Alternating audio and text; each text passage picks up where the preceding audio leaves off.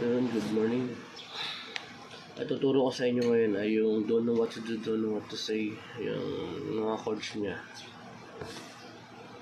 So, di tayo sa intro, D, G,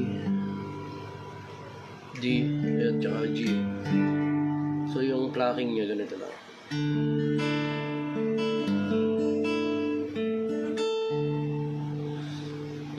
4 times natin ulit-ulitin yun.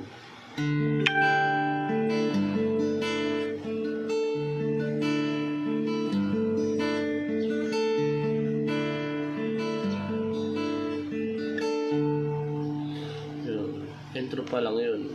Yung sa first verse niya, D, G, rin yung chords niya.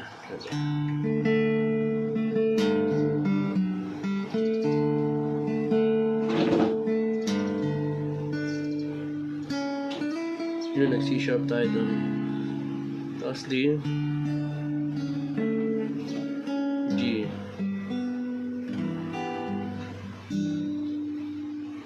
Yun ulit.